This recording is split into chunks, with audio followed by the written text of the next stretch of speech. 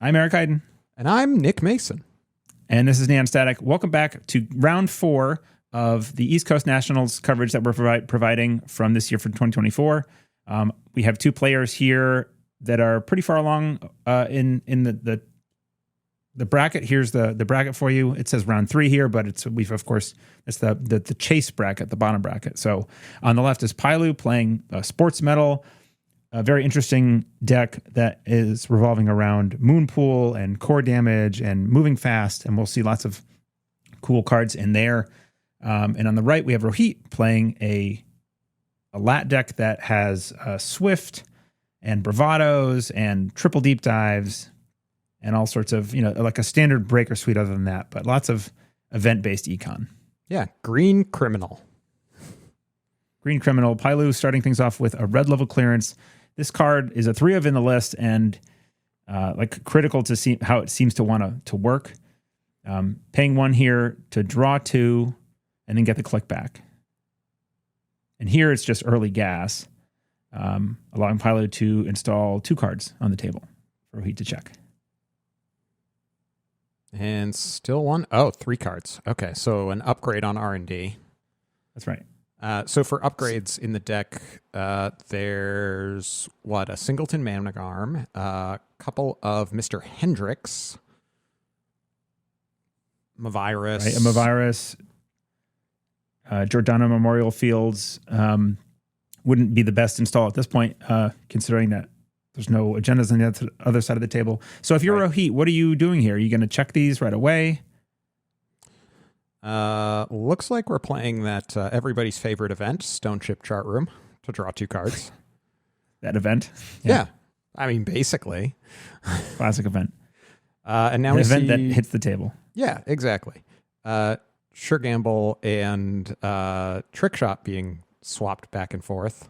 So just a matter of click efficiency there. The Trick Shot can be a little dangerous here because of some of the core damage in Paillu's list, just possibly being a problem if you go digging. Okay, but we are using the chick shot. Wow, the trick shot. And fortunately for Rohit, it's not a Hendrick. It's a Managarm Skunkworks. That was protecting R&D. Okay, I think the upgrade on R&D made a lot of sense to dissuade the use of trick shots, which is neat. This is an open deck list game, so both players know the cards they're worried about on either side of the table. All right, so 2 credits. Stealing an early Hyperloop Megapre. Yes, yeah, which hurts, I think. You do not want to see that early on the runner side. Right, and Paillu's very happy about that because now if A can score a copy of Megapre, then it's worth 2 points. Exactly.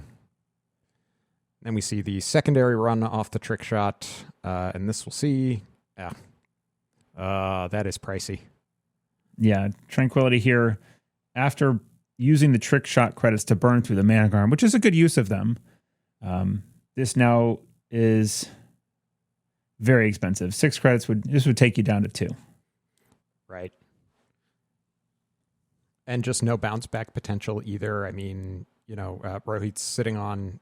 I guess he could like dirty laundry into Sure Gamble next turn, but still, that's a couple of clicks you're spending doing that and not pressuring the corpse. So, right.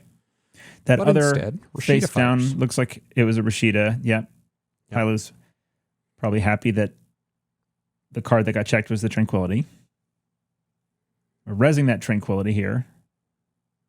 Okay, so probably an install, and the install is 4 credits. Got it. And now 2 clicks left. 1 installing and rezzing, that's an Altart Moonpool, and popping it. So this costs 3 credits, but if Paillu has 2 agendas in hand here, and they just got pitch face down, we'll see 2 advancement counters. Yep, and there's a Vitruvius and a Megapre getting shuffled back into the deck. So probably the a Megapre 3 something getting scored out of hand. 3-1, 3-2. Right. I would imagine a 3-2. There's some 3-1s. The 3-1 that makes money. Always forget The what that one's Hyperloop, called. yeah. Yes. Yep. Hyperloop extension. Lubo makes a lot of sense here. Yeah. Getting to play another turn. Right. That is like, what a big difference that makes having, this is Paillu's second turn and now his third term in a row, basically, right? Like, right. Rohit's had one turn and all of a sudden the those early credits make a big difference, I think. And getting a third turn before your opponent gets their second is a big deal. Right. I mean, it can't like score another agenda, but not really set up to do that right now anyway, unless there's like Audacity or something in hand. So some ice on R&D. Right. The breathing room to sort of get a little defensive or at least get the hand back up.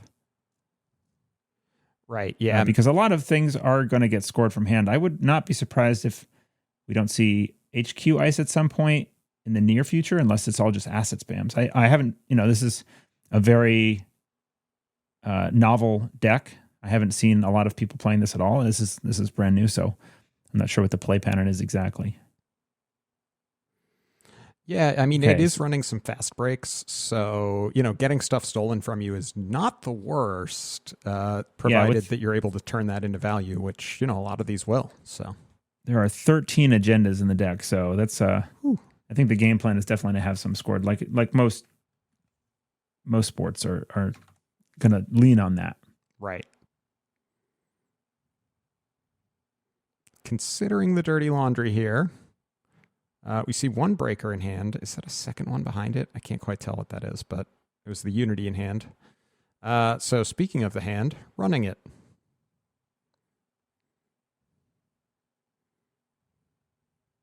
That's some quality randomization from Paillu there. Mm-hmm.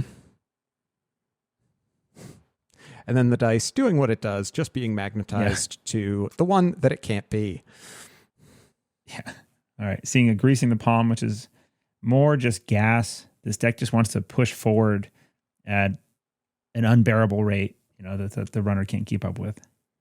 Okay, so the card behind that's an SMC. Whoa, spider-like reflexes or panther-like. Amazing. Good catch, Rohit. Keep that secret information secret. Yeah. And it's a second Rashida here. Oh, wow. I mean, and if you break down, I said like getting your third turn before the opponent's second, like a Rashida is more than a full turn's worth of just click actions. Right. So this is like, turns 4 and 5 now. It just seems like a lot of gas on Paillu's side. Also firing the Tranquility on the install.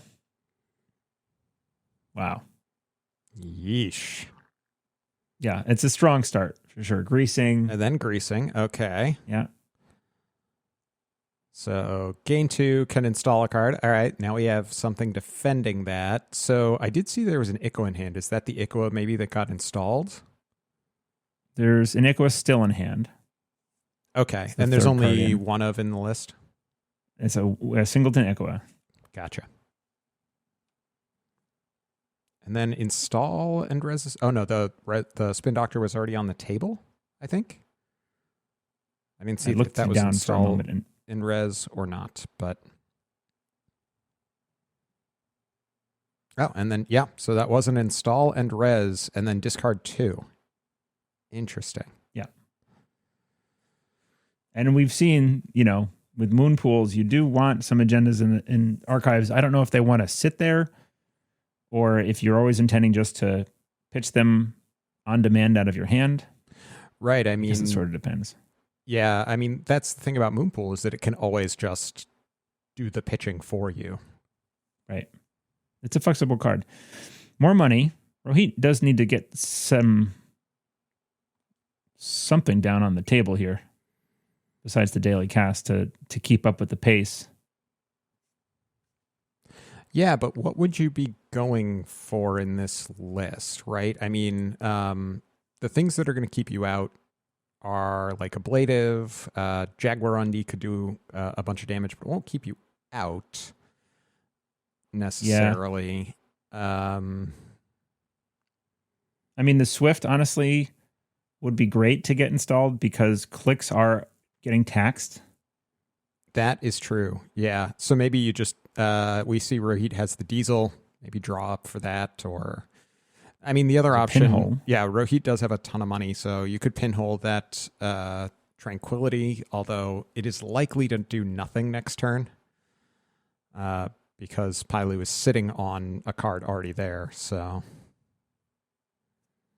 All right, draws 3. CA Bravado, Dirty Laundry, some more Econ, but is Econ really what Rohit needs right now? Yeah, I'm not sure what I guess the DJ Fenris in the list would be useful as like a Sable, probably. Yeah, that's a good point. Just more setup here. Installing the SMC and a creative. Yeah, I don't know that I like the install the well, I don't know. It does give you the option to then start running freely, and you certainly have enough money to install whatever you want and then still break things. It's not the worst. Okay. So here we're seeing the RLC for getting the click after installing a non-agenda, which was an ice. And then triple advancing out. Oh, yeah, the Mega Pre. So that is a 3-2. Yep. So air on 4-1. Right, and gaining 2 credits off of sports in the process. Oh, right. Yeah, that was going to be my next question.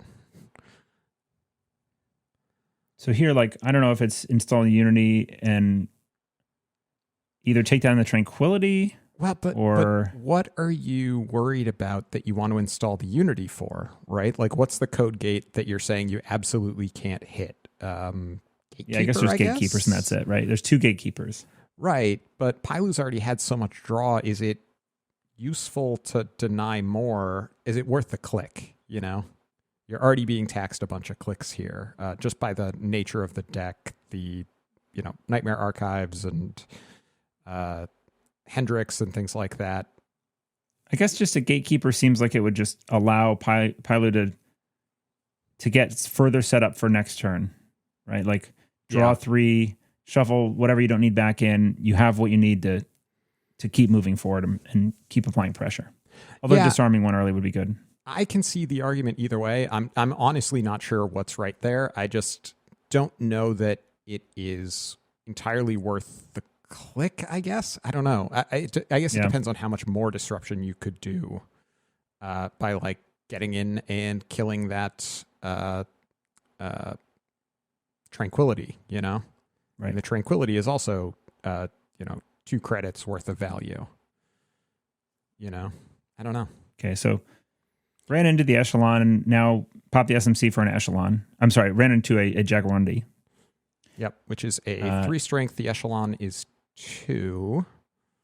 He spends the click to avoid taking a core damage. Or taking a tag, I'm sorry. And the tags, like the greasings, are going to take advantage of the tags. Yeah. But I'm not sure if there's other tag punishment. I don't think there is. Well, I mean, technically, Jaguarundi is if the runner is tagged, do 1 core, right? The second sub. Of course. So avoiding that tag on the initial means that you don't then need to break the second one. So you're kind of spending a click for some money, I guess. Yep. But fast break. And there, yeah.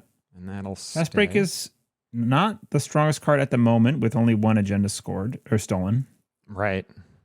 Yeah, you'd really like to see that more in games where, the runner has hit and taken the hit on some Nightmare Archives and things like that.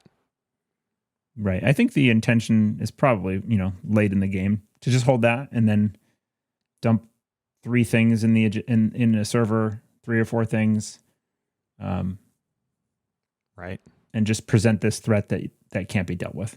Right. Oh, and Rohit's familiar with the list too, right? Right. It's open deck list. So, he's read the yes, list. Of course. So Paillu can really use that to their advantage for using the archives as just like a safe storage space for agendas, because those could be Nightmare Archives, and Lord knows you do not want to hit multiple Nightmare Archives at once, Just right. set you back way too far to come back from. Right. Take a bunch of negative points. Mm-hmm. Because I think as soon as you start taking, once you take 2 core, then those ontologicals are 2/2s. Yeah. And unless you can find and snipe them, it's not great. Yeah. You definitely don't want to see them early, though. Those ontologicals seem like the prime candidate for the Moonpool discard. Yeah, that makes sense to me. The first one. Right. Yeah. You just want to list, and if you see one early, then you get rid of it and you turn it into gas. Right. Put it back in the deck and find it when it might be cheaper. So 2 clicks to draw 3. We see the Cleaver in hand, Trick Shot. Looks like DJ Fenris. Okay, so we have the opportunity to do a setup turn here. Like, I do like that idea of DJ Fenris for Sable as a quasi replacement for the Swift that we have not seen yet. Right. Sable or Steve. I mean, there's a ton of great econ events in this deck. Recurring bravados and trick shots and overclocks would give a lot of economic power. Although HQ, I mean, how much does that Jaguarundi cost to break at this point? I wonder. It's a 3 strength. Once you sub. install the Cleaver, it's 2 credits, right? Echelon is 1 for 1. Echelon is 1 for 1. It's 3 for +2 strength, but it's 1 for 1. Yeah. Yeah. So it'd be 2 credits to break once you install the Cleaver, which Rohit now does. It's installed. So, that doesn't econ does not seem like the thing you need right now. Especially, I mean, the hand is pretty loaded with econ, right? We've got a Dirty Laundry, Bravado, Trick Shot is kind of econ, right? What do we think the thing that's sitting on the Tranquility is? It's a good question. It got installed last turn, correct? Or was it the turn it could be a before? 3rd Rashida or a Spin Doctor or a Giordano. 3rd Rashida would be brutal. I kind of doubt it's a Spin Doctor just because the other one is already rezzed, and that would require Paillu to either overinstall this or, something like that. It would just be pure bait. But in a deck with 13 agendas, wouldn't you think that they'd seen another thing that is better to drop there? Yeah. So yeah, it does seem like it could just be an agenda. Right. Oh, and now we see Ablative installing the Managarm on HQ. Ooh. All right. 1 credit breaks it, then goes back to 5 on there. We see the Audacity. And you trashed that. Yeah. Okay. 3 Rashidas in the bin. Mm-hmm. Good to see, but there's also a Spin Doctor sitting there, so they might not stay there. I'm not sure if are the Rashidas the card that you shuffle back in. I wonder. I don't think so. I mean, realistically, it's Sportsmetal. You just wait for your opponent to steal some things and draw some cards that way, Yeah. This is checking the remote. Mm-hmm. And Paillu deciding to no res. Yeah, 5 credits is a difficult one. It was just a Hyperloop here. Oh, speaking of 5 credits. Oh, no, choosing to draw instead. All right. I mean, you get the 3, so. Yeah, and it was going into the start of the next turn, so. Right, if Paillu was looking for something specific. Yep. But did manage to get rid of that Tranquility at least. Another upgrade on R&D. So that's interesting, with 2 trick shots down to then install more defense on R&D. There's not going to be a ton of digging, and you already have some disincentive towards digging in general, just in Nightmare Archives. Well, I mean, I guess it's just Nightmare Archives. The deck is on triple deep dive, so Paillu's probably... That's a good point. If there's a Hendrick on any of those servers, on any of those centrals, that is a really good defense against that play. Yeah, no, that's a good point. They need to, then it's a fork between core damage and actually using the deep dive. Yep. Yeah, it basically means that you need to take an extra turn to go clear the Hendrick before you can start setting up your deep dive turn. Yeah, and notably, Sportsmetal is whenever. It is not the first time each turn. So if you're going for a deep dive and you snipe an agenda off of HQ and you snipe one off the top of R&D or something like that, and there's one in archives, it just keeps firing. Right. You know? So it doesn't love getting deep dived, but it doesn't hate it either. Mm-hmm. So see a Spin Doctor getting popped as the outside remote is being run. Oh, yeah. So just some efficiency operations going back into the deck. Yeah. I think RLC is like the heart and soul of this deck. It's like, I mean, I don't know if this is entirely true, but it seems very strong. Right. And then so this has to be another spin, which will be rezzed to draw. Yep. I think that makes a lot of sense. Putting the RLC and the greasing, just gas. Right, exactly. Oh, and immediately popping. To put the one of the face downs. And what are we thinking here? Another RLC. Yeah. Oh, yeah. Makes perfect sense. I think that means that there's 3 RLCs, unless there's one in hand in R&D now. Right. Yeah. 3 more that could come up. And the deck has to be getting pretty thin. I mean, we've seen 2 Rashidas, 2 spins, multiple Sportsmetal fires. Like, yeah, the R&D is getting pretty rich with value for Paillu right now. Remind me, we saw an Audacity in hand? It was off the top of the deck. I think it should be in hand by now. Although, yeah, that would have been the first draw. I think it's the mandatory on last turn. Yeah. Oh, we see it. It's an altar. It's in the middle of the hand. Yeah. Yeah. So Audacity's in hand. There's one more copy of Moonpool in the deck as well. So for fast advance, that's a threat. Here it's just a Bravado onto Giordano Memorial Field, which is a card you want to trash sooner than later. For sure, yeah. You pay the 4 to get in, and then, oh, no, just going to bounce. Okay. So it's tough because you got to pay 4 to get in plus 3 to trash. So that was 7 credits, I think, which was all of the money that was not sitting on Bravado at that point. Right. But so it was like you're going to have to pay it at some point, and the price can only go up, you know? That's right. Yeah, that's a rough That's the thing. though. It's like when you see a Manigarm earlier. So here we are. Sure. It is the DJ for Sable play. Nice. I like this a lot. Yeah, for sure. Always see the DJ for Steve, and I'm starting to see more DJs for Sables, and I like it. I'm a fan. Yeah, Sable, and out of Lat, there's Lou as well is a good option. Oh yeah, for sure. Which like there's enough trashing here that could be something you do. So I think this is just so far just drawing 2 off of the RLC, but draw 2, and I would expect install or gain credits here. I doubt it's a clickback.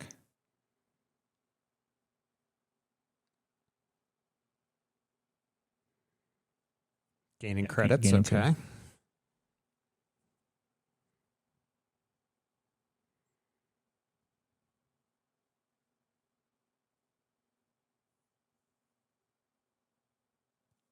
It's a pretty decent hand size. Right. He's got like 7 or 8 cards in hand right now. Really makes you 5, 6, 7, wish you had the YDL in the list, but yeah.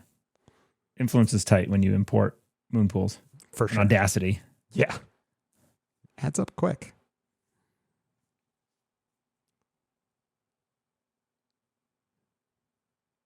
One click left and just so many cards in hand. The archives is going to be stuffed after this. I don't know if that's tempting enough to get Rohit to run it, though. Okay, and just a face down.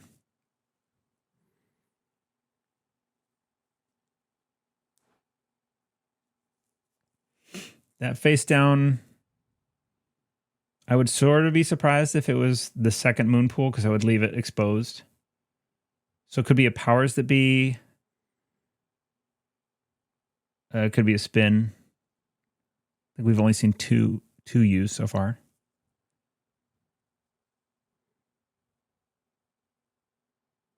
Could just be a cheeky Nightmare Archive. Yeah. I feel like how you play the Nightmare Archives is something that, unless the deck has a very specific way that it intends to use it, and it might be just to stick them in archives. But that's something that might vary from player to player, like a table snare here. Yeah, but I don't know. I think you'd probably want it to be like actively defensive in some way. Right. So in which case you either want it sitting in HQ or in archives, right? I don't think it is just a trap, right? I think it's a defense. Yeah. Yeah, you probably hold them in hand as long as you can, and then when you have to, you start pitching them. Maybe put one in there just to keep the opponent honest, or if you are like sitting on a fast break that you'd like to supercharge, because they do count as agendas, even though they're -1 point. So.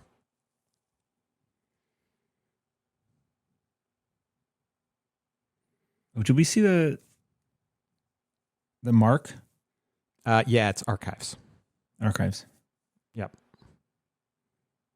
A lot of thinking about the second was going to run and then decided against it, and instead installs a telework and I think click it probably.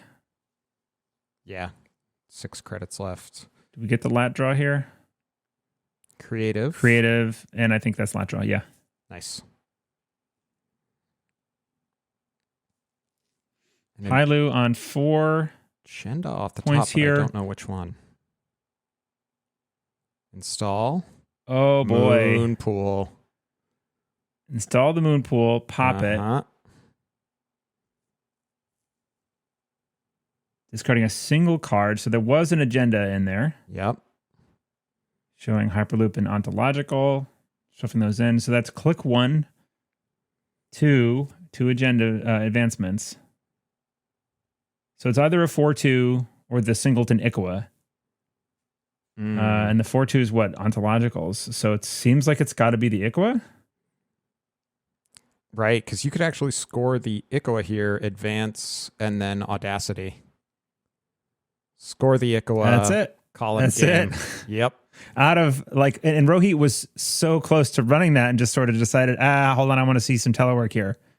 Yeah. Instead. So that was surprisingly fast, and I think Paillu was probably very happy to have the Ikawa. Oh, for right sure. when it was needed. So, that was a pretty cool game. It was nice to see that deck in action. We've heard a lot about some of the decks coming out of QTM. Speaking of QTM, by the way, the next round is going to be covered by them. That's going to be Ranji Doge against Paillu. Same person on the left. Ranji Doge. I don't know if that's Ranji Doge's NEH deck. Probably the NEH deck versus Paillu's Freedom, which is that's an exciting, pretty round. Yucky matchup. I don't think that you want to see that as NEH, because the Freedom deck's just going to trash those operations for sure. That's what it would be daunting to sit down in that matchup. Yep, as the core player. So anyway, we hope you've enjoyed our coverage and our bumbling commentary of these games. And again, this is round 4. QTM's got round 5, and then we'll be back for finals for round 6. And that's going to be, we already established they're going to be playing Saka, who's locked in at this point in the tournament as the last game of the series. So we would like to thank our patrons for supporting us and allowing us to spend the time that's required to put the editing into these videos. It's a surprising amount of work, but we are very happy to be able to do this kind of stuff and get this stuff out for people to watch. I think there's some really high-level play.